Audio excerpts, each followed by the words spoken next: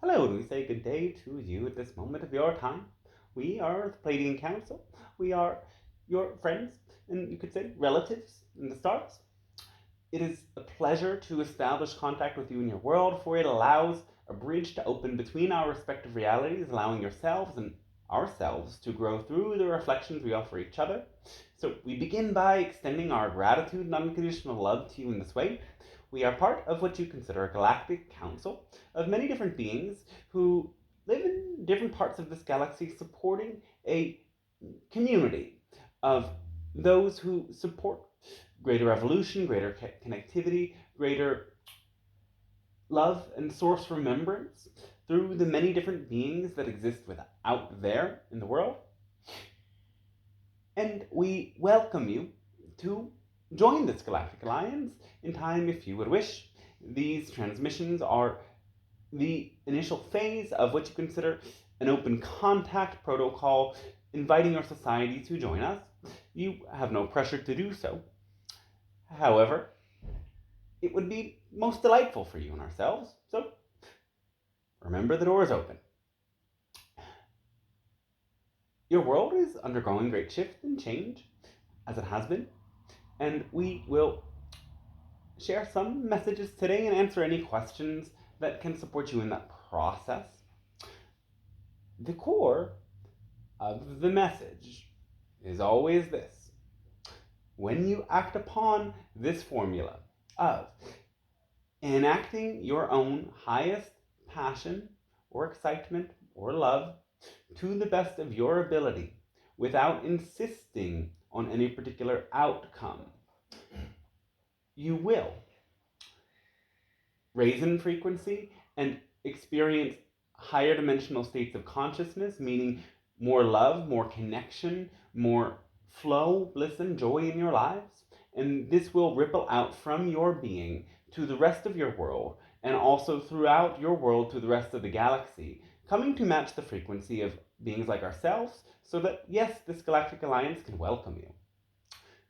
What this means is in every single moment, out of all of the options you have, choose what fills your heart with the most exciting energy. It will have a sensation of expansion, of warmth, of a loving current that magnetically pulls you towards something that makes you feel beyond yourself. It will remind you that you are more than simply an individual human, but you are a soul that is part of a cosmic ocean of so many souls, remembering that there is no true division. While you experience individuality, you are part of this one cosmic ocean where every soul is a drop that can blend together and experience greater unity. When you choose whatever lifts your heart up, you act upon it, and you do it to the best you can, meaning you use all of the resources that you have available to you, within you and around you, in the form of knowledge, in the form of connections with others, in the form of understanding what is possible.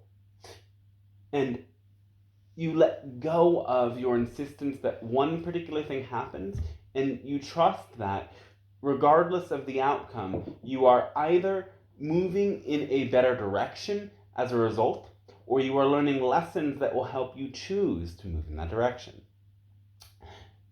Now, some of you may have heard this before, and we simply begin with that so you have this basic foundation, as it will actually answer so many of the questions you have. The message we'd like to share for you today is about this idea of true connection versus the contraction into loneliness that so many of you experience in your world. Connection is a very exciting energy.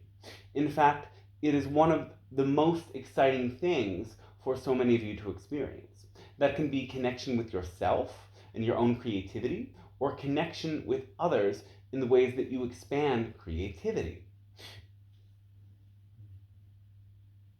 Two are more powerful than one, And many are more powerful than two. So you are constantly co-creating experiences of reality. Yet you live in a time in which this idea of independence is so important. Everybody wants to prove and show to the world that they themselves are capable of doing everything they need to do to be a representation of success according to their own value system. And this means something different for every person in every culture, in every field of work or belief.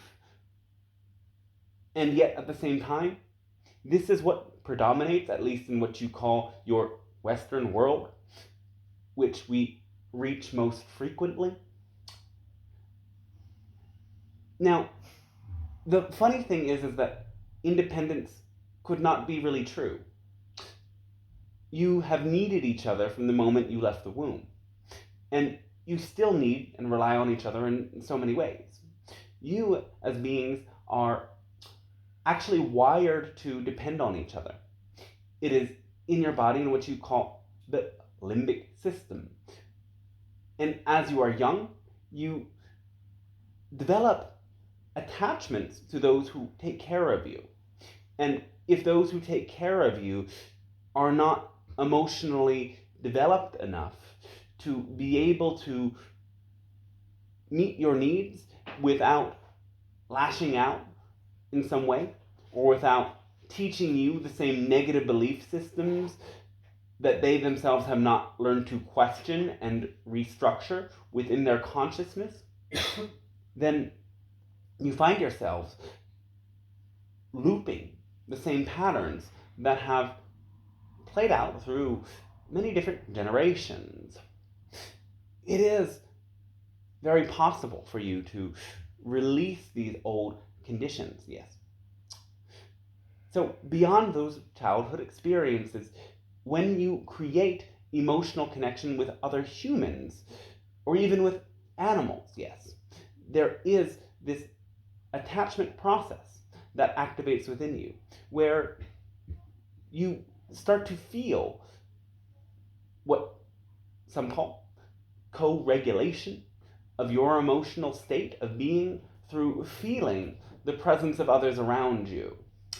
And simply by being in a space where you know that you are cared for, and you know that you are listened to, and you know that there is support, there is an expansion that allows you to start to release your limiting beliefs, your negative emotions, your fear that you may not belong.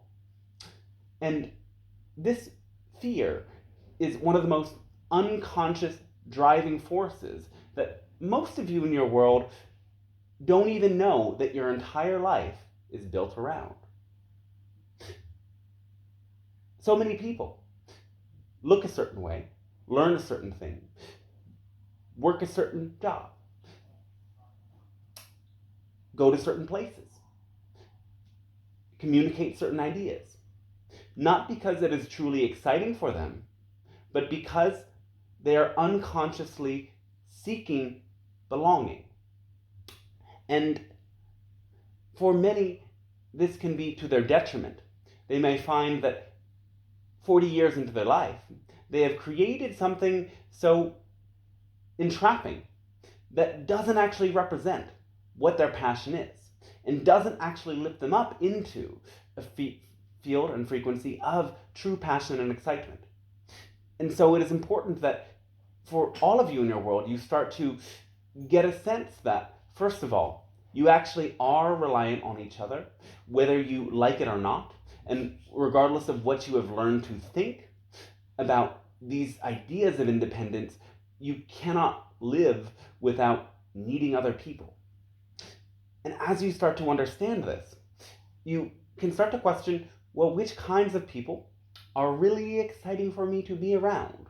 What kinds of ideas are really relevant to me? What sorts of behaviors and forms of expression and art really represent what is true within your own heart? Now, sometimes you can be in a group of many people, yet still tap into this state of great loneliness. And this is true for many of you in your world, that you are constantly surrounded by people, yet you still feel lonely. This happens because you are not actually living your excitement. Your excitement is, yes, taking the actions that create the greatest expansion in your heart. And actions are also words. In a sense, yes, speaking and communicating is an action. So when you don't share what is really true for you, and instead you share something that might give you this sense of belonging in the easiest way, you are not actually following the path of least resistance. And this is another part of our message. Let us expand upon it a bit.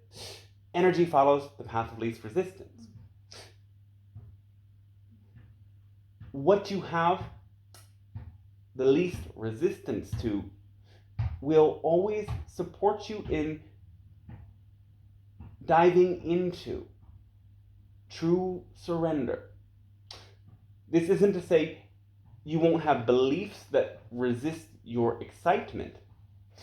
No, so many of you are programmed to think that your passion is irrelevant and that the practical things must come first in life. Whereas actually, when you look at this a little bit deeper, you will see that your passion is the most practical thing there is, because passion is the force of healing within you. When you enact your passion and you are true to your heart's inner longing, you establish that healing connection with your higher self, allowing source energy to flow into your being. And in that state, you will feel what is in the way, the negative beliefs that limit you, and the healing process will initiate.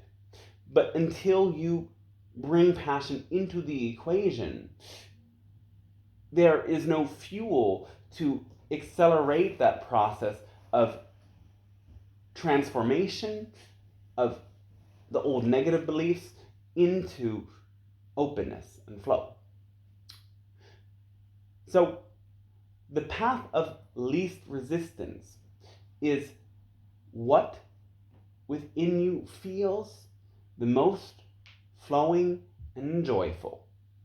And again, this path of least resistance is not always what seems easiest.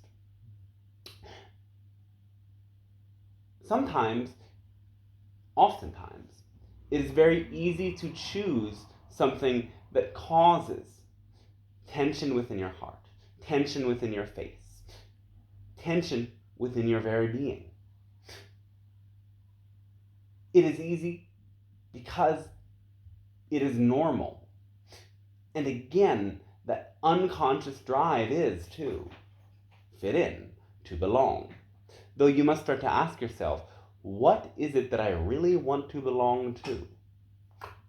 Because if your sense of belonging is not specific and is only vaguely attuned to what you see and what you are programmed by through your media and through what you see when you walk out in the streets every day, then you will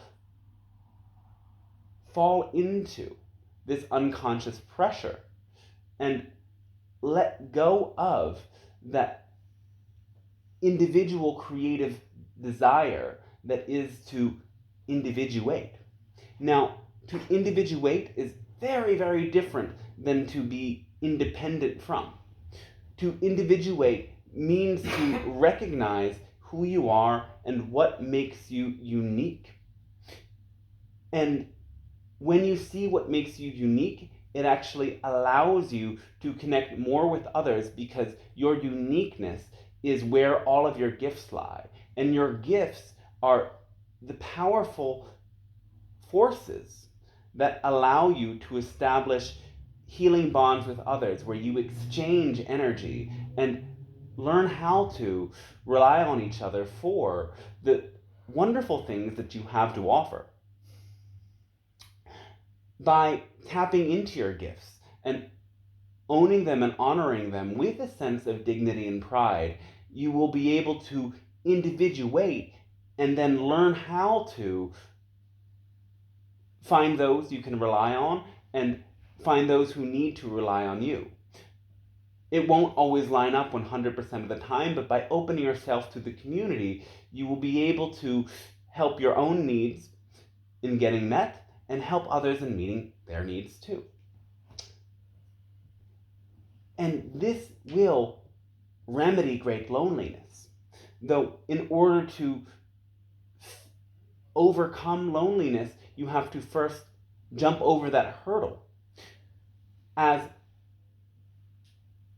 it feels as if, to the negative beliefs that all of you have received from your family and received from your society, that if you really individuate, you will be terribly lonely. If you do stand out, you will be terribly lonely. And in order to transform this, all you have to do is take that little risk and let some of your creativity shine through. It's a daily practice of seeing where your heart wants to shine and share. And by taking that risk and seeing what happens, you will get more and more confident in that task. This lonely way of relating is to hide behind the mask of what you think others want to see in you. And many of you do this even within this idea of a spiritual community. You hear certain words and lingo, and you see people dressing a certain way, saying certain things, adhering to certain rules, and that becomes the construct of what it means to be the spiritual person you wish to be to find belonging. And even that is another hurdle to jump over, for all of you are spiritual by your nature. You cannot be more or less spiritual than anyone else, because you are spirit. And in order to really let that spiritual essence shine through you, it comes through your uniqueness, not from adhering to any idea told to you externally. Even these ideas we share have to be processed and filtered through your own unique way of seeing the world and translated into something that you can digest and express. So, connection comes from being fully true to who you are. And being fully true to who you are is inherently a vulnerable act. Yet it is also the act of greatest and deepest and most important power. Vulnerability and power cannot be separated, because it is in vulnerability that your true self shines through, and your true self is the most powerful part of you. When somebody who is true to their essence steps into the room, it changes the energy field instantly, and many of you can feel that. When somebody walks in who doesn't seem to fit the norm, all of a sudden everybody is looking around and wondering what has just happened. Many of you have started to notice this, and you can start to register these moments in your internal data bank of memories and think about, what frequency did that particular being have, and in which ways could I use that as an inspiration to find out more of my own uniqueness?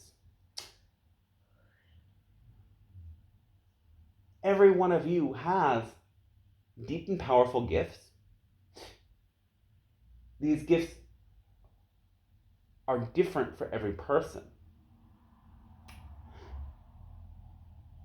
The greatest gift, however, is your ability to shed the layers of pretense and show up exactly and honestly as you are. So many of you say, "How are you? I'm good." And that itself is one of the most basic examples of how much pretense you live through. To be good and well automatically at the baseline is what is acceptable. However, what if, instead of responding in that way, you spoke to the deep nuance of what this particular now moment was, instead of telling others what they want to hear? Recognize when you say what you want to say, the others who really resonate with you and can share your excitement will come to you, while those who are interested in pretense will flee. And that itself might trigger more of your fear of loneliness, though for some of you, you need to go through a phase of aloneness to step into the release of loneliness. Aloneness is very different than loneliness, because aloneness is the courageous act of standing in your power and standing in your passion, recognizing that what elicits passion within you is the most powerful healing medicine that you can share with yourself and with the world. And if there is no one who wants to share with you your passion in the moment, it is better to step into passion by yourself than to take the easy route of the mask and the pretense, simply to not be physically alone, without company. No company is better than company that is not representative of your core intentions and vibration. For when you are in the company of those who don't resonate with your core frequency, it creates a static that prevents you from really being able to listen to yourself. And this static is numbing. It is disorienting. And so many are used to perpetually living with this static around them. You can note that some people cannot sleep without the TV or the radio on. What are they actually listening to? So, before you listen to anyone else, you need to learn how to listen to yourself, because within you lie all of the answers. And what we are reflecting to you is something that your own higher self is also transmitting to you in the moment if you've really listened to the message. Let your higher self guide you into deepening remembrance of these core truths so that you can individuate and learn how to rely on your community and let your community rely on you so that this world can change. And this change will then represent the first step of your whole entire planet learning how to rely on the galactic community. Because right now your planet is in a state of cosmic loneliness. You have created so much false notions of fear and paranoia about the existence of beings other than human existing in your galaxy that you isolate yourself. And we would never come to a planet where we would be attacked with great machine guns or nuclear weapons if we made ourselves known. So you need to first learn on an individual level what it means to be unique and develop a sense of community. And as that becomes the norm on your planet, then your planet will enter into the galactic community, and we will be very, very excited to welcome you in that moment. So, we hope this message has been helpful for you. We hope you have enjoyed it, and you can take what resonates with it. And now, in return for the gift that you have given to us and helping us to meet you, we would like to support you with whatever musings, questions, and sharings you have for us today at this moment of your time. Beginning whenever you wish.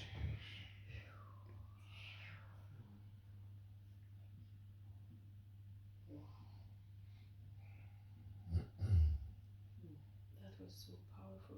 Thank you. Oh, thanks to you as well. I have something then. Yes.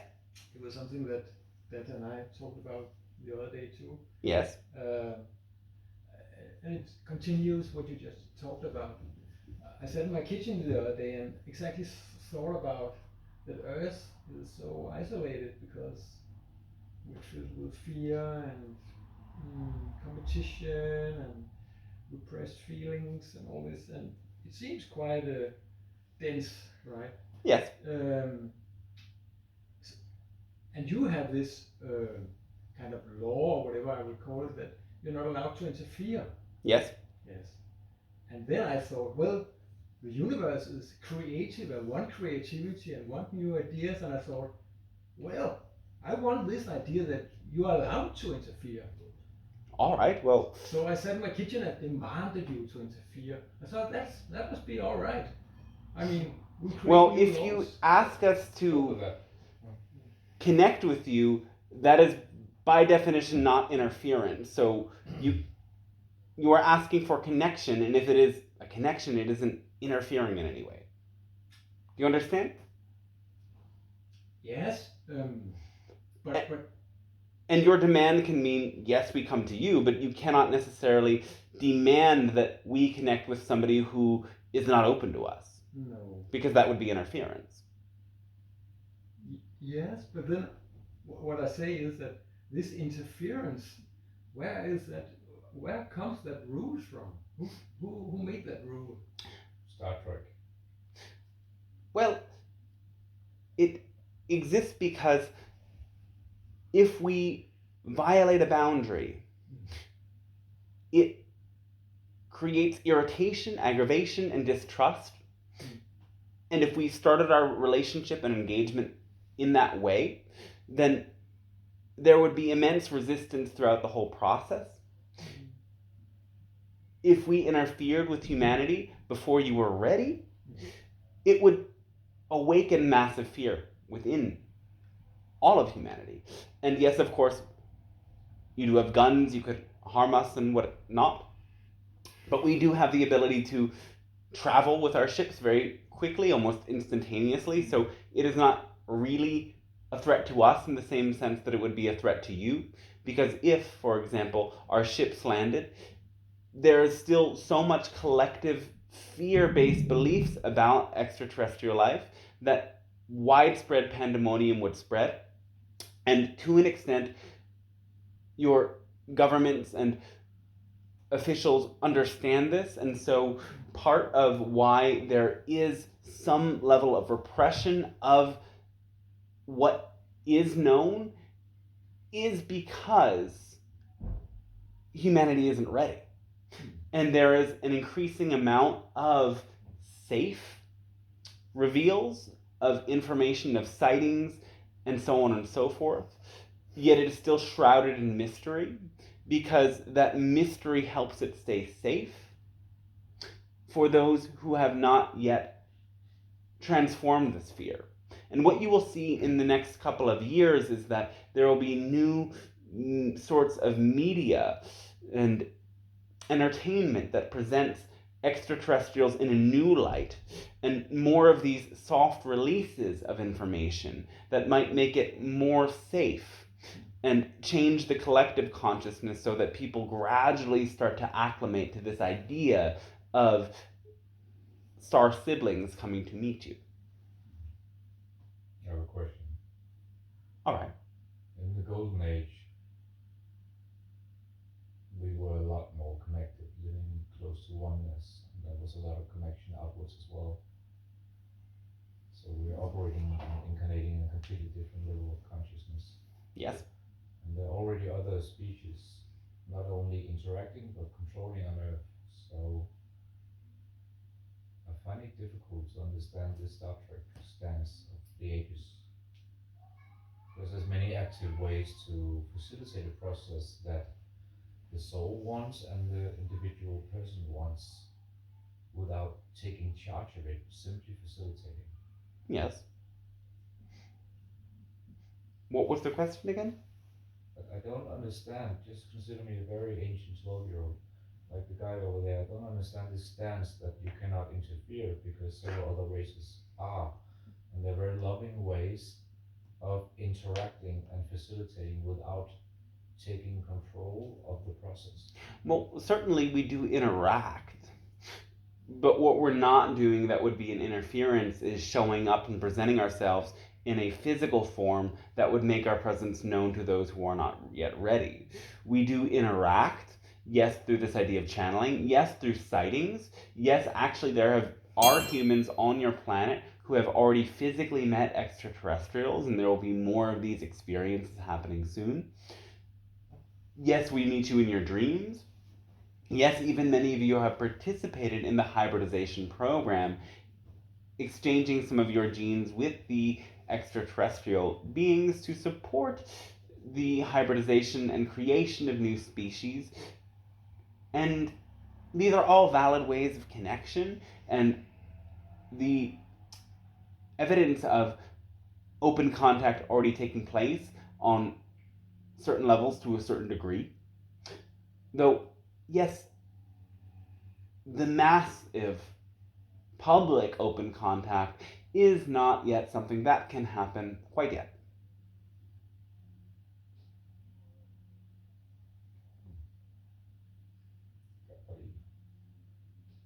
All right, yes.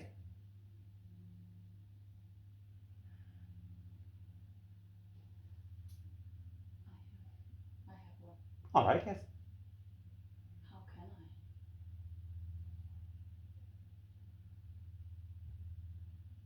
How can you? How can I show myself to the world, to this society without getting killed? Show what in particular? Myself. Why do you believe if you show yourself you would get killed? Huh? Why do you believe if you show yourself you would be killed?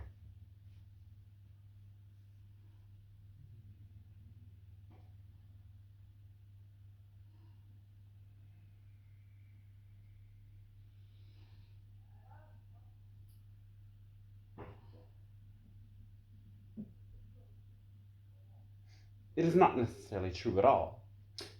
You may have let this belief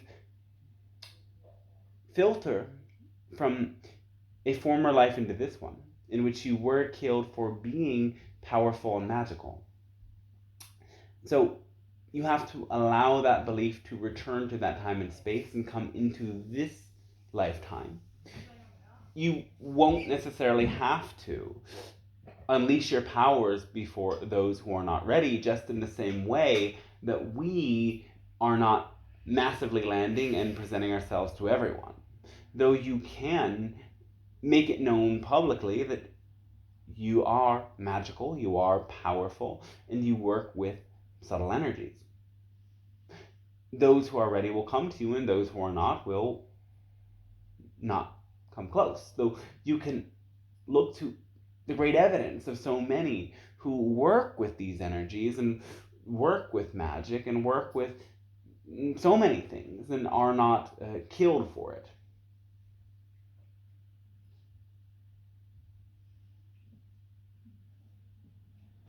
Does that help you?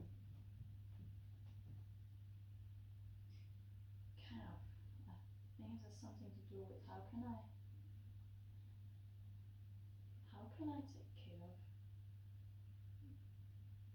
me being a human being at the same time as me knowing that I'm a lot more than that? Yes. Well, how can an apple be an apple, but also an entire new tree? How can you be a human, but also a soul? The human is like the seed, and the soul is all that you become as you unfold into spirit. The soul is allowing itself to get its foundation and to grow and to evolve and set its own intention through the human life. The eternal soul uses the human life to establish itself and get to know itself, though the soul has always existed and the soul will always exist beyond the human life. So you are both this and that. And your conditioning has been to see reality as black and white, all or nothing, this or that. Though tuning into the this and that consciousness will help you to see that you can be both and many at the same time.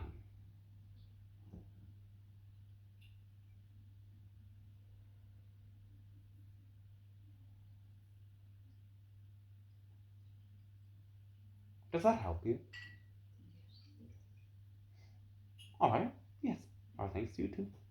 I have a question. Yes.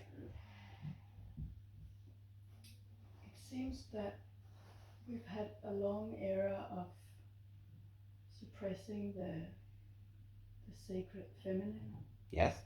and destroying the earth Yes. herself.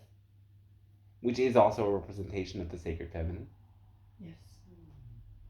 Could you speak to possible ways of embodying, inviting the sacred feminine into this world right now, and also to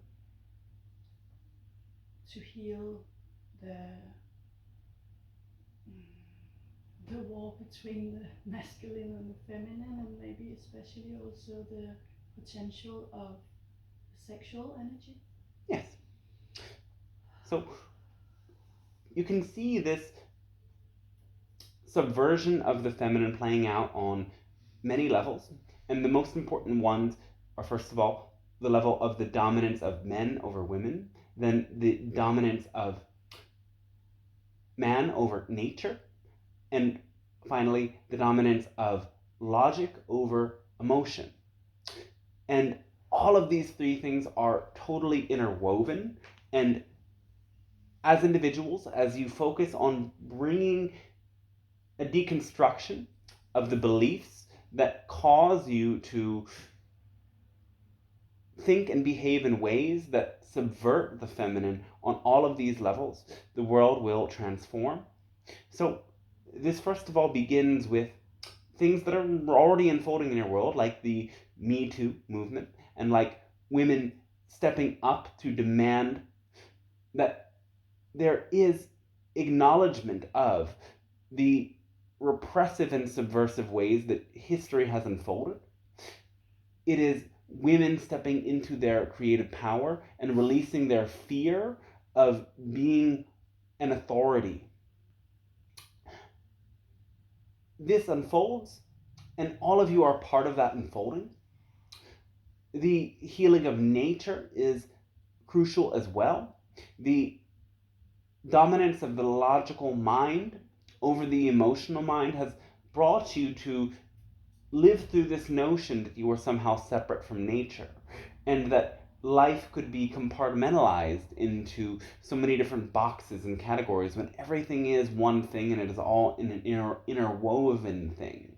So coming to this deep understanding that you are not living on Earth, but you are Earth living as humans, just as much as lions are Earth living as lions, and trees are Earth living as trees, and fish is the earth living as fish.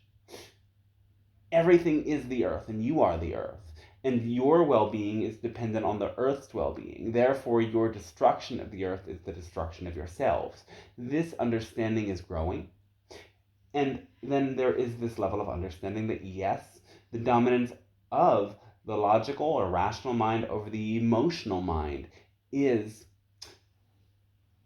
at the core, one of the biggest reasons why the other manifestations of the domination of the feminine have manifest. It is through this rational, materially oriented train of thought that you come to think that you could exploit the earth or see people as property. And by undoing your way of automatically needing to rationalize everything and instead honor your feelings first of all. I feel this way, therefore it is important. So many of you still attempt to trivialize your feelings. You feel the way you feel for a reason. So instead of trying to change the way you feel, you always need to ask, why do I feel this way? One of the most negative behaviors that humans engage in is trying to change other people before they really understand why they are feeling what they're feeling. Many of you start to think that you are feeling a certain way because other people are doing something to you, but actually you are feeling the way you're feeling because you are thinking and engaging with the world outside of you in a victimized way. You need to step into your power and step up and honor yourselves and honor your truth. As you do that, you will step into your heart radiantly. So letting your heart act first and letting your head bow to your heart. Letting your mind, instead of trying to think your way out of emotions, feel your way into understanding why your emotions are there in the first place. And you will step into that awakening of the divine feminine, which exists within you. The divine feminine is your heart. And you could say that then the core of our message is that this feminine energy that is suppressed is the key missing ingredient in your evolution and revolution. Does that help you? Yes. Because we can get much more specific too if you have one thing you'd like to focus in on. I don't know the exact question, but there's something about sexuality that Yes. can be very destructive, has been very destructive between men and women, but Yes. it seems there's a huge potential there. Yes. Well, yes, it has to do with this notion that people are objects or property that began very long time ago. And this still exists as it has been inherited from generation to generation.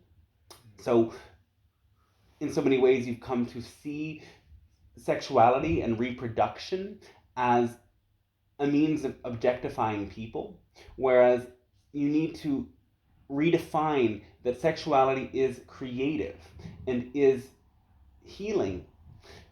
It both creates new life, but it is creative in the sense that it supports you in recreating yourself, and it is a vital part of your health and well-being. So it has to be this even flow of energy. If one person is experiencing pleasure while one person is experiencing discomfort, it is inherently not a co-creative act. It is then an act of domination. And it can be useful in a sense to play with the stories you've told yourself in a sort of role-playing, otherwise known as BDSM or kink, to understand why these stories are alive within inside of you in the context of a safe container that is built upon the foundation of care and consent. And if you find yourself living with these ideas of objectification or dominance in any way, it could be helpful for you to step into this and learn how to switch the roles. If you find yourself constantly submitting, where is your inner dominance? As everything in nature needs to find its opposite. So play with this role reversal idea and find the ways that you can help in a healthy way be the opposite of what you've experienced. Does that help you? Yeah, thank you. Oh, well, thanks to you as well. I have a question. Yes. What is the cure for allergies to react to food, all kinds of food? It is very different for every different individual, so there's not one key answer, though there can be a variety of things that might be involved. One would be toxins. So the accumulation of toxins in the body can create allergies, and going through a thorough detoxification process is usually helpful. Now, the other thing is emotional. It is related to negative beliefs about one's safety and protection. So this usually happens if one has continuously had violated boundaries that have left them with a belief or a notion that they are unsafe and have to protect themselves from the world. These beliefs go into the level of the unconscious and start to play out and react to stimulus that has no real threat to them, but because there has been such a continual performance and experience of violation, the mind unconsciously assumes that the invasion of any food or scent or person or energy is an attack on their system. And this must be gradually retrained by acclimatizing oneself to bringing in new energies and opening oneself to experiencing safe and healthy connections with the world based upon trust. Oh, that's amazing. But can you clarify the new energies? New energies, things that are foreign, things that are not you. In other words, it could be anything. It could be a flower, it could be a scent, it could be a person, it could be a food. But it is outside of you. And on some level, you've learned to assume that things that are foreign are threatening, but they're not inherently that way. Can it also be related to past life experience? Yes, though past life is always interwoven with present life. So what happens is that there's a bleed through effect where events that occurred in a past life also manifest in some way subtly in this lifetime. So you can, yes, view the past lives as a reference point to see these themes from a sort of more detached perspective and engage with that other aspect of yourself in a co-creative way and learn through that reflection ways that you can change your present state of being, your present train of thought, and your present actions.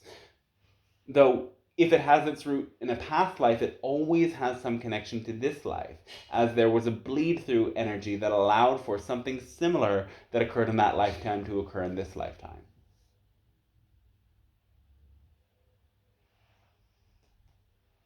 So last thing. All right. How to release that these past lives so you come in fully to this life? By transforming your beliefs in this lifetime, you will break the connection with those negative versions of the past lifetimes. So you have to really examine your beliefs and use both logic and emotion to gradually prove the beliefs to be not true and false. So you can start with simple examples of things that you might find overstimulating or potentially threatening, and look at it very thoroughly in a container and with connections that make you feel safe, and allow yourself to see that potentially this thing that is threatening is not threatening, and immerse yourself in it in a safe way in which you're supported to let yourself undo that belief by having the experience that becomes the evidence of a new belief overriding the negative belief and threat. Thank you so much. Oh, I thanks to you as well.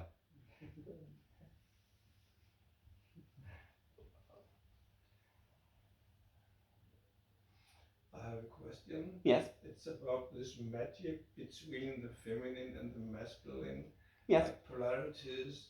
I think you talked to me in the channeling I got that it gives a lot of wisdom to feel, to see how it's interwoven. We cannot talk about the feminine without the masculine, and then it's just like a lot of polarities are like separated in these days, and it like light and dark. How can you talk a little bit how we can connect, because it's a kind of superficial thing that it's separated, but it's interwoven in so many ways. I feel a lot of joy in going into this area, and if you can talk how you cannot talk about the masculine without the feminine, and the feminine without the masculine, and just put it together. Well, yes. Cannot separate the masculine from the feminine in the same way that you cannot separate the left from the right, the back from the front, up from down. They are two different perspectives that generate life and generate reality. In the same way, there is the sun, there is the moon, there is the beginning, there is the end, and so on and so forth. So the dance between these two energies exists within you, in that you all have also masculine and feminine components that exist alive within you. And instead of seeing that you are defined by your gender, biologically or otherwise, come to see that you embody everything. You embody masculine, you embody feminine, you embody light, you embody dark. These are energies that are you. And when you understand that when you are connecting with the idea of the feminine outside of you, you are also invoking your connection with the feminine within you.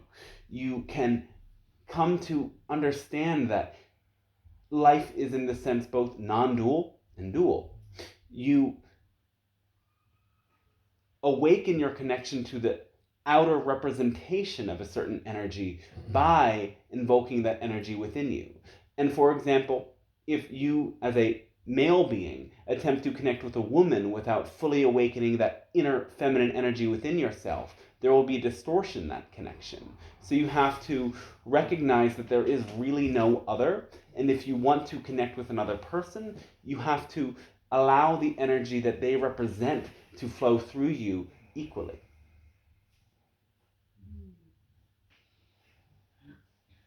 Does that help you? Thank you. That's enough. I have another one. Yes. Can you speak about the purpose of trauma, collective trauma and individual?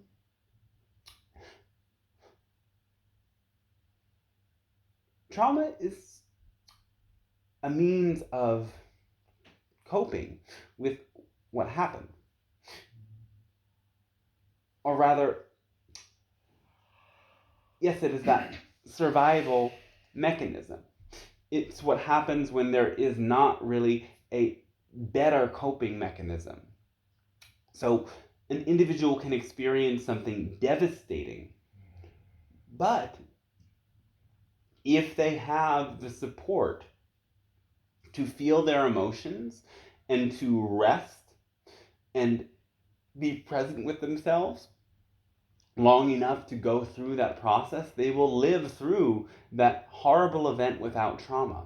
So trauma is not the result of something that happened, it is the result of not coping in a healthy way with what happened.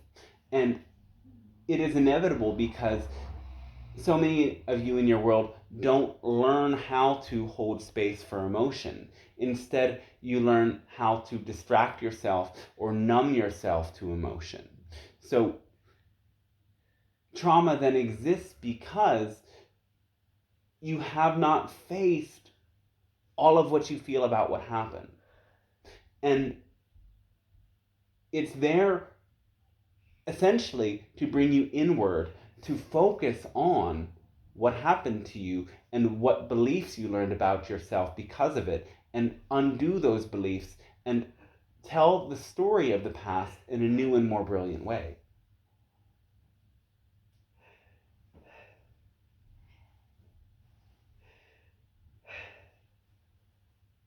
Does that help you? That's beautiful. Can you add a little bit about intergenerational trauma and the purpose of that? This happens on both a genetic level and on a level of nurture or teaching. So on one level, there is a sequence encoded in your genes that is non-local. And so an experience that your great-grandmother had when she was 52 ripples down through every generation, and there is a sequence that manifests when you are 52 that carries with it the codes of all of your ancestors. And this is something that you can bring awareness into and gradually transform when you have conscious and aware understandings of how you operate your belief systems in daily life. You will be able to witness the recurring genetic ripple of what has happened in the past and greet it in a healthy way. And then, of course, there is the level of nurture and teaching, that parents teach the beliefs that they have learned, and usually parents will transform those beliefs to some extent through their life experiences and try to do at least a little bit better than their parents did. However, especially those parents who were unprepared to become parents don't actually have any skills and don't upgrade what they inherited at all, and simply pass down those thought forms to the next generation. And this is where we would say 90% of the inherited trauma comes from, whereas 10% is literally genetic and you cannot stop. It will simply manifest through you.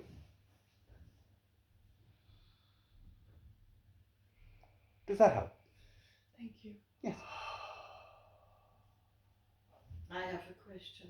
Yes. I don't understand. I feel I have a lot of power inside, and I long to meet man. Hvad hedder det? Ligeværdigt. Equal. But I'm afraid from the man. And I don't know, in so many years, I cannot come out of this. I take always distance of men. But at the same time, I long for this masculine. What do you believe about men as a result of what men have done to you in the past? Took a lot of my power from me. So you believe that men will inherently take your power? I'm afraid to miss myself when I'm together with men. So you believe that the presence of a man will take you away from yourself? Though, yes. Do you suppose that it could be possible then that you may make a different choice and you can feel yourself in a sort of gravitational pull directing you to divert your attention away from yourself and to the other and make a different choice in that moment? I don't understand what you said. So, your belief is that a man will be so powerfully distracting and so powerfully commanding that he will literally take you away from yourself and bring you to focus instead upon him entirely. However, would it be possible that with enough awareness and with enough support and with enough grounding, you would be able to feel that potential in the moment and make a different choice and instead direct your focus back toward yourself? Maybe. I'm still working to come in my body and grounding to stay to stay in me and not leave my body again. Yes.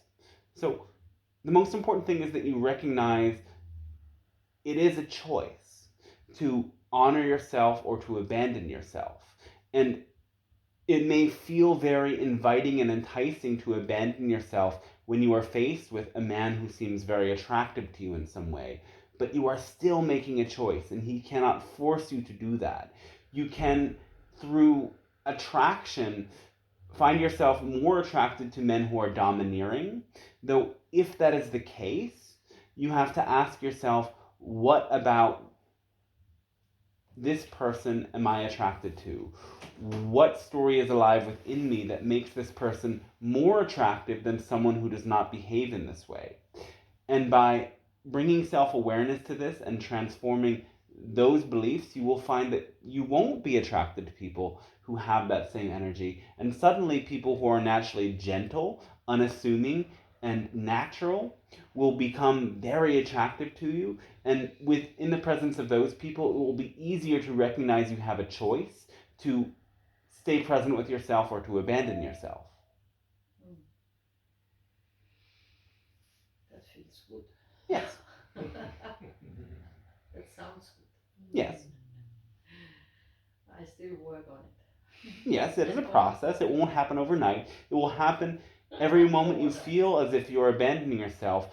Tell yourself, I have a choice to honor myself or to abandon myself. What does mean abandon? Forlade. Forlade. Thank you. Yes. Yes, thank you. Afvise. I have a question. Yes. I've heard a lot about the Pleiadians from a person on YouTube that's lived with this guy called Billy Myer from Switzerland. Yes. Can I ask you to confirm or deny if he's been in contact with you? He has. Seems like that to me too. I'd just like to ask. So All right, yes. And in general, is the information that's come through him reliable? Yes, it is reliable with some distortion through personal filters, as that takes place through every channel to some extent, even with this channel. There are certain beliefs and notions that this information filters through that may resonate with you and may not. It is impossible to have a completely undistorted channel. Is it true that you as Pleiadians can time travel if you want? Yes, we do that all the time. That's why we're here. Wow. Are we in your past or future? Past. Oh. Though we don't actually consider notions of the past in our reality. It's all occurring right here and now for us. So we are simply entering into a different dimensional field. That is the only way we experience it. Wow. From last time I was so... In the same way, you could consider that here you are in Copenhagen, and when you go across a bridge, you are in Sweden. We see time in the same way. We come from what you can consider the year 3000, but just over there is the year 2022. It's like a bridge that we cross. Is it only 1,000 years in our time? Yes. Wow. That's wild. I've been wondering so much since last time. Can you name just a few animals that we have in common? Deer, fox, dogs, wolves, elephants, Oh. cats, Interesting. fish, dolphins, whales. Yes. What about monkey? Yes. Squirrels? Yes. Though we have some varieties of those that you don't. Are they common all over the universe? Yes. Interesting. In different varieties, in different ways. Yes. So are there species that are completely foreign to Earth also? Yes. Oh, the universe is so amazing. Okay, interesting. I have another. Yes. Can you speak about the times that we are experiencing right now? What it is we're entering and You are in the phase of transition from third to fourth density, meaning your planet is opening to higher dimensional experiences and gradually coming to acclimate beings that exist at higher dimensional frequencies. Therefore, the entire structures of thought and behavior have to change and transform, and change and transformation is inherently chaotic.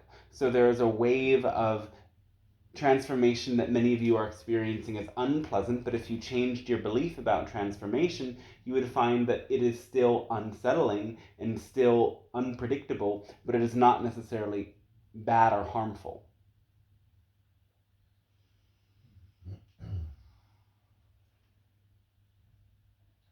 Thank you. Yes.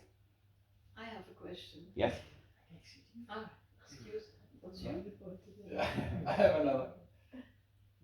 Yeah, okay, I haven't asked any. I was talking earlier about living this life. Is there anything in general one should be concerned or think about? Or is there anything about my life in particular I should? Well, what we would say to you is, you must remember you already did it. You already left an old life once. And now you are simply beginning another chapter of a new life that looks a little bit different. It is sort of like another phase of awakening where you go a little bit deeper and you experience something very different. Open yourself to recognizing your own comfort. Do you push yourself into discomfort simply for the sake of it, or do you do it because it's exciting? There will be many different opportunities available to you. If you ever find yourself stagnant, simply shift frequencies or shift states of being or shift places. Recognize that newness isn't inherently good, and it is only good if it is really relevant to your passion. So instead of deciding on one specific destination, envision yourself beginning a new life by entering into a different frequency. And when you make that frequency your priority, allow yourself to be drawn to wherever you find that frequency is most predominant.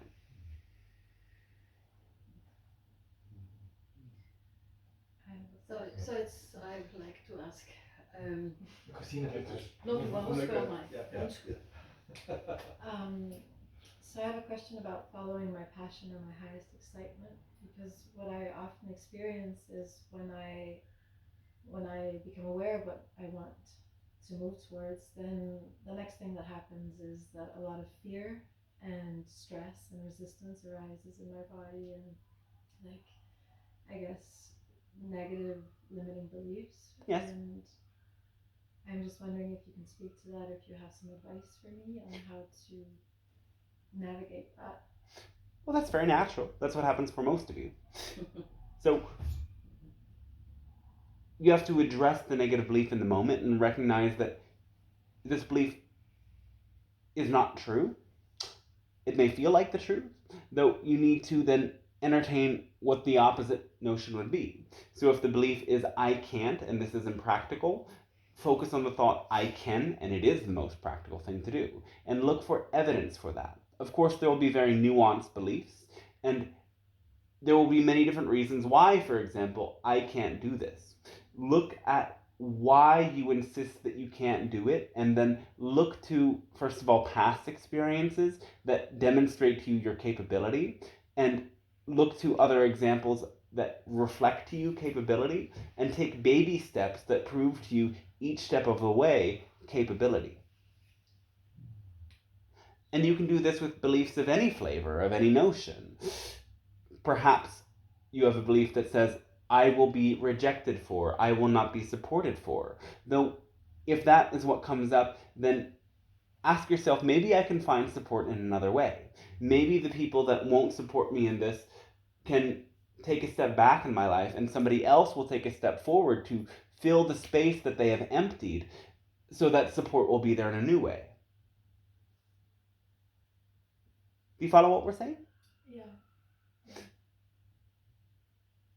So it takes courage, and courage is not the absence of fear. Courage is to do what makes you feel love despite the fear that is present.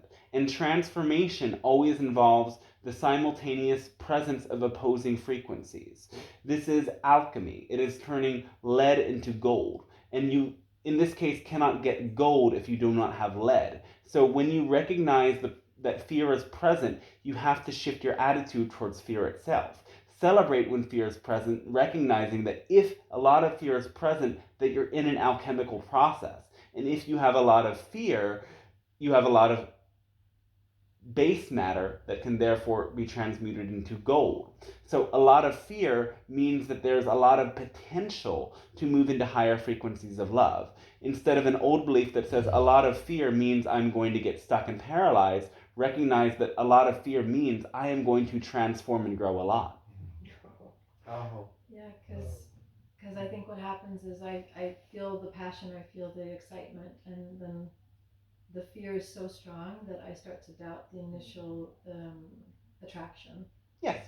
So I'm like, oh, okay, am I going in the wrong direction? But what you're saying is just to stick Yes. with the process. And change your attitude towards fear. Mm. Because fear is not your enemy. Fear is simply a messenger telling you that something in your own mental emotional process is holding you back.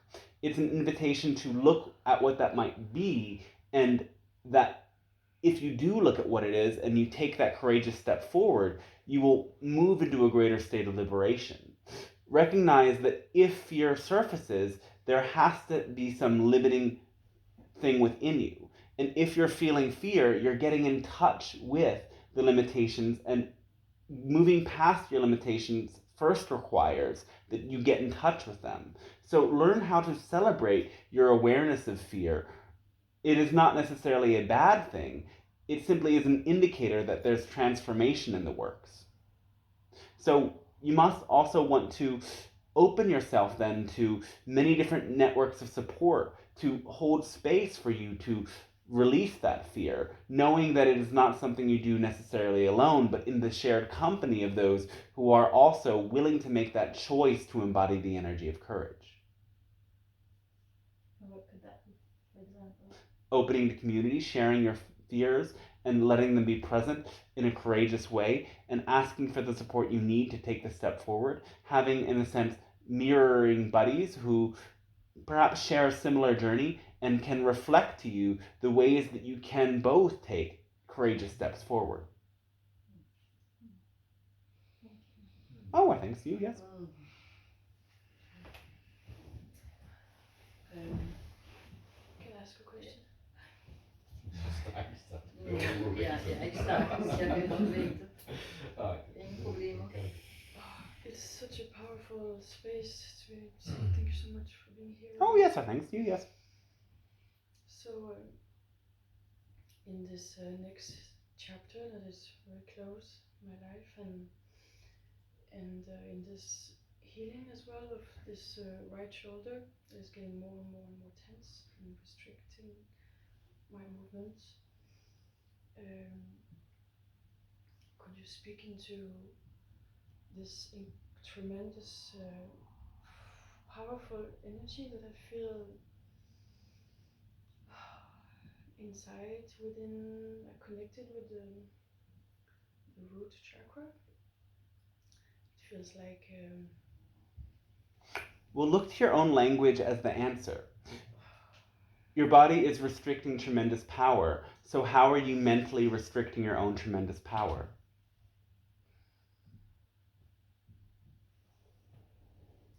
By not tapping enough into this energy.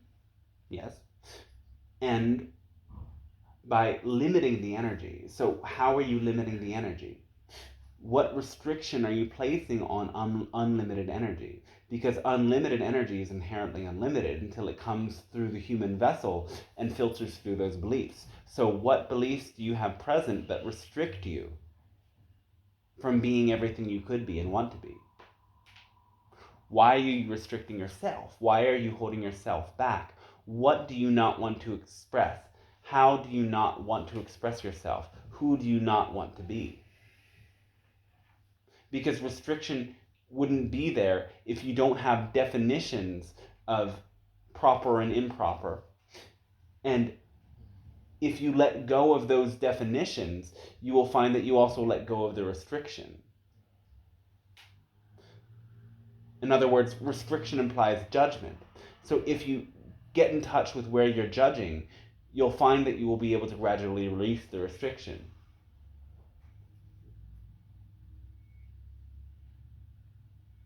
There's just this tremendous fear of power. Yes. So why do you judge power? What is wrong with power? Maybe the kind of distorted power that I've experienced in my childhood. Yes. Is that power? Is that fear? Maybe you never experienced true power, and all you experienced was fear-based control. It seems like it's powerful, but true power is, again, an embodiment of the formula.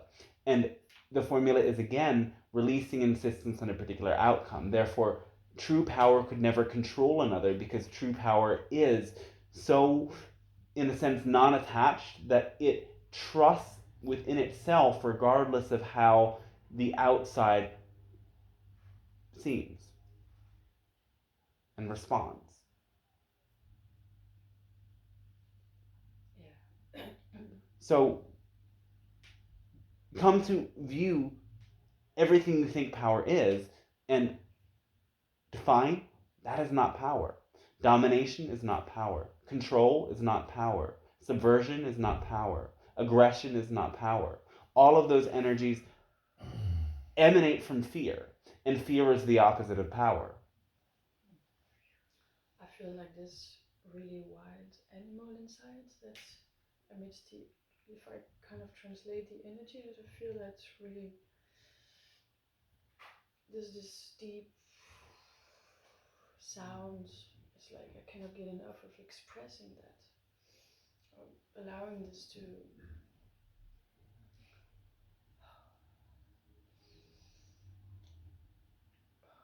express it. What would be bad about expressing it? Sorry? What would be wrong about expressing that energy? It's not that it's wrong, but it feels like 2 weeks ago at the One World Festival, during the Breathworks group session, I really allowed that. It was so liberating, but Yes. it feels like it's endless. There's so much more. There is. It is endless. Your true power is limitless. So you might want to get in touch with ways of wilding yourself. Let yourself be free. Let yourself be wild. Let yourself be unbridled, uninhibited, unencumbered. And maybe you want to go out into the forest or into the jungle and act like an animal. Perhaps the shamanic journey permission slip of invoking your power animal and welcoming it into your body and then acting like your animal. Living the way your animal would. If it's on 4 legs, get on the ground and walk as if you're the animal. Howl like the animal. Bark like the animal. Dance the animal inside of your body to invoke that inner primal wildness that so many of you have forgotten. All beings have instinct, and you don't necessarily need to always act on your instinct, for you do have that higher understanding that is balanced with instinct, but instinct still serves a purpose, and instinct is still natural and important. Many of you have totally abandoned your instinct, and therefore you don't understand the balance because you live fully from the mental realm. Whereas the true balance of being human is to find what it means to honor both instinct, higher knowing, and the heart's love.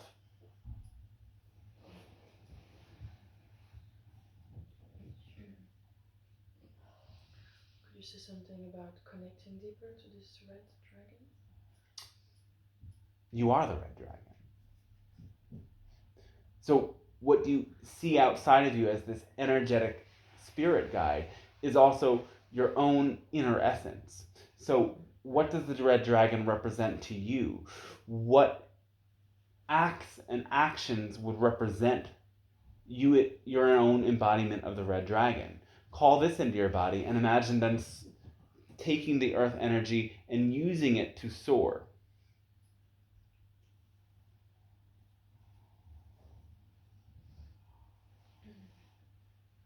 Yes. Thank you. Oh, well, thanks to you as well.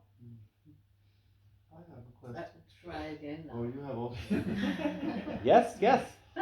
This long-awaited question. No, Let us continue. Now, Really what was your expecting question? somebody. I feel very blessed because I get a grandchild.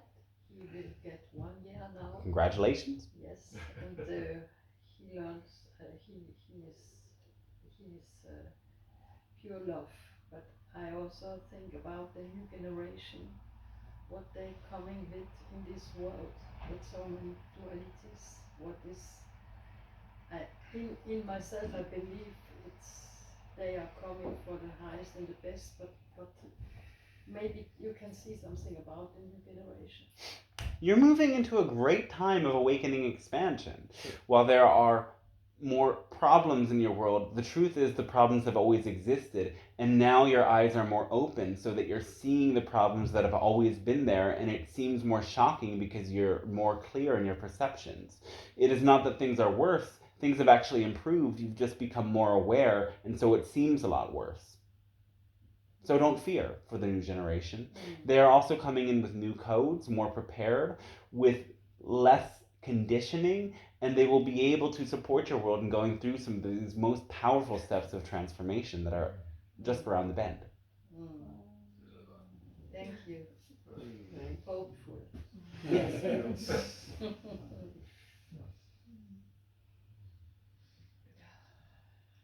I had a question. Yes.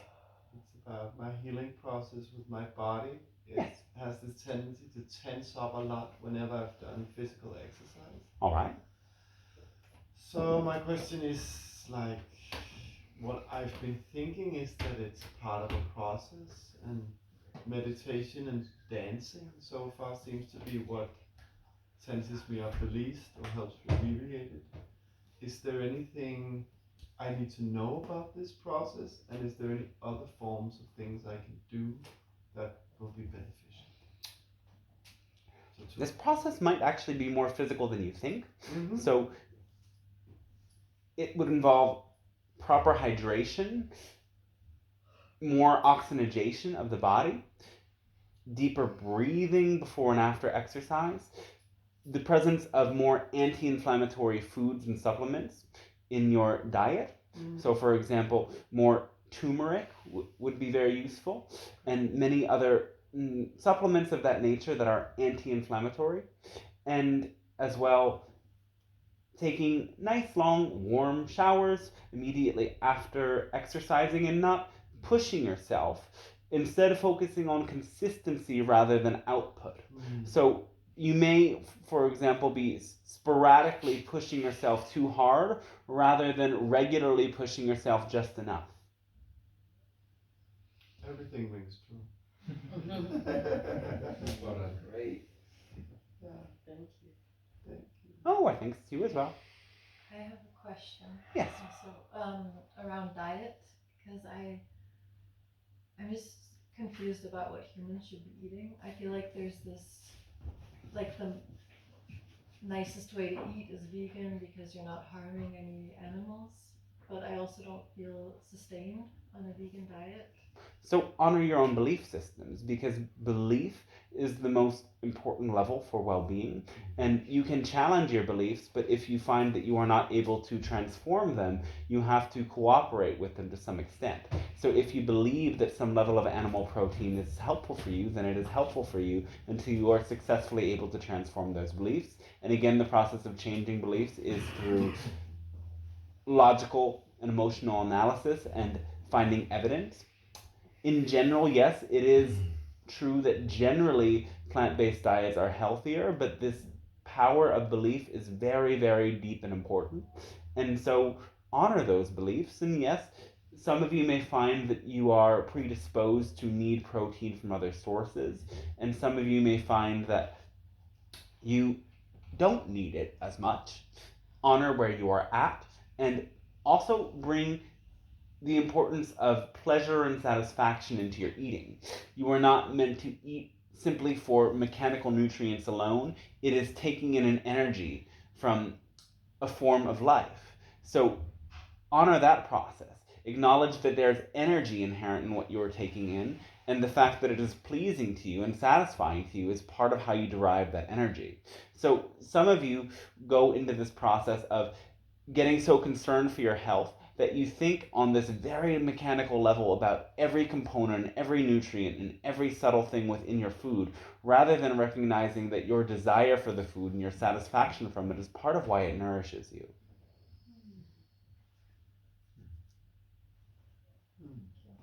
Oh, thanks to you, yes. I have a question. Yes. Is there anything in particular I need to do here in Denmark before I leave? Whatever you want. Whatever excites you. Let your closing ritual be exactly what you find most satisfying and most, in a sense, like the best ending to the chapter you could ever write.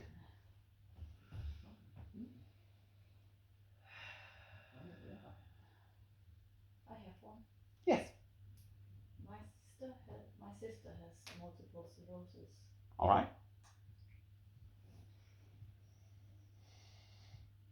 Can you name me just one key element she has to focus on to cure this, or to just stay as healthy as possible?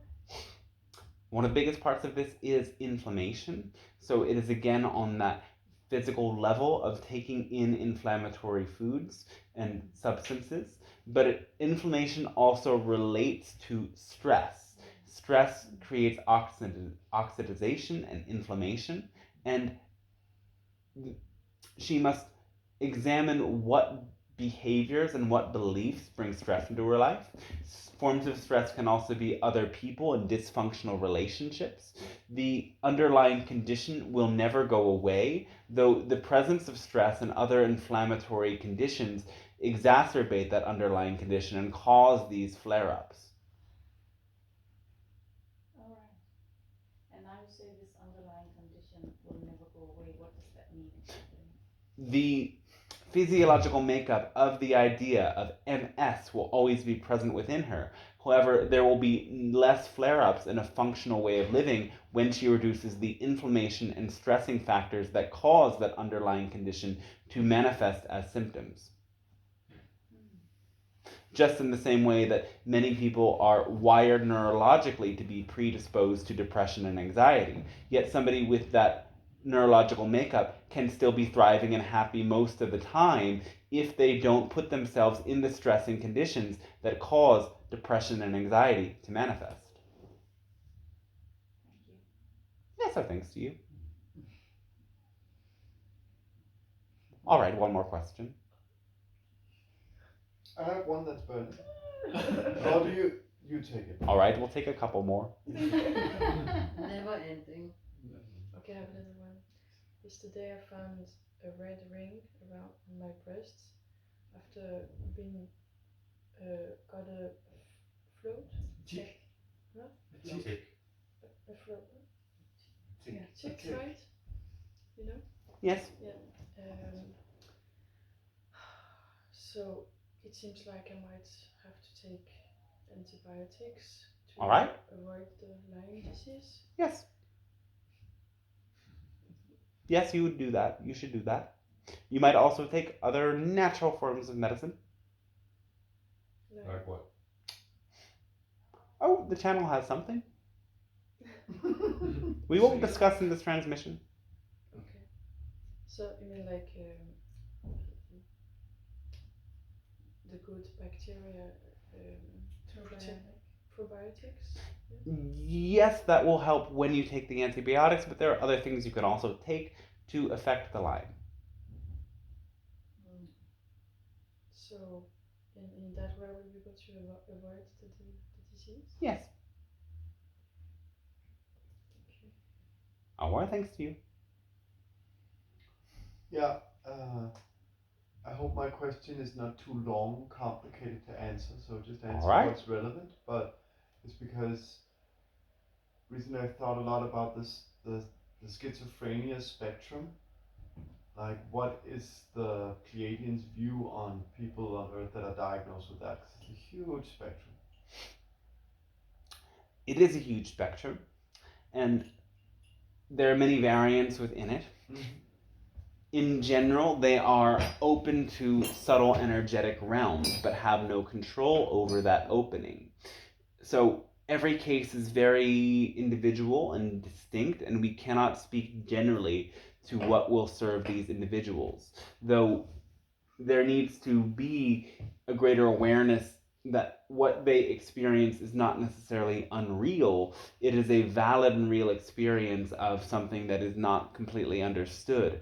It is not necessarily true then that they don't need to be medicated in some way in order to cope, but there can be ways that they learn how to deal with their experiences of the other side by connecting with those who are also acquainted with the other side. Final follow-up question. Is it, when the Pleiadians view this variation of the mind or condition of the mind, do they view it as a lot of separate things, or do they also club it into a, like, this is a schizoid spectrum, this is an autism spectrum? Like, does it We make sense? don't see the lines and boundaries as distinctly as you do in your world. They are more, in a sense, amorphous, and there's very much variation. There are many gradients as well that you could say, where some people have some qualities of this label that you have created in your world, while having many qualities of another label. And all of these different things are having some commonality, yet many levels of distinction. I have one last. All right? Bring it. Do you have any advice on how to clear out emotional inflammation or constipation in the body? You have to be willing to feel those emotions, feel them deeply and not move away from them. And again, as you dive into the emotions and feel them, ask yourself, what do I believe to be true that's causing me to feel this way? When you get in touch with the thoughts that recur, you have to look to the opposite thoughts and find evidence that proves the opposite thoughts to be true. Get in touch with the emotions that would be the natural opposite of those aggravating emotions that recur, and find activities that resonate with those emotions and take those actions on a regular basis to dislodge the recurring negative emotions and replace them with positive emotions and positive thoughts. Thank you very much. Yes. One final little one. I just would love to know what is behind this, me catching this Lyme disease. It is a catalyst for even greater healing and growth, and a proof of your own resilience.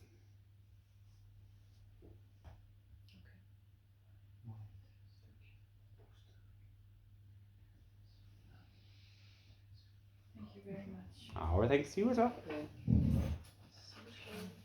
Our love and gratitude to each and every one of you, and our thanks for you to allow this co-creation to take place today at this moment of your time. It has been a great pleasure and gift to us, and a greater interaction than we have ever had before. As each time we meet you, we are able to go deeper, connect more, and allow for more of this limitless, infinite source energy to be experienced in the seemingly limited form that you exist within.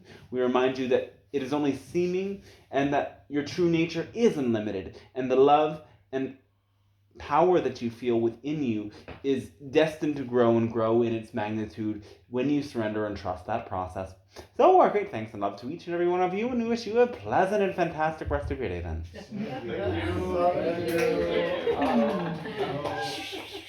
All right. Wow. That's a good one. Thanks, everybody. Wish some water now. Oh yeah, I would love some water. Bye, YouTube. Subscribe to the channel. Go to DanteStarshine.com. Sign up for my mailing list, and you'll get the updates of every weekly live stream channeling and so much more. Bye.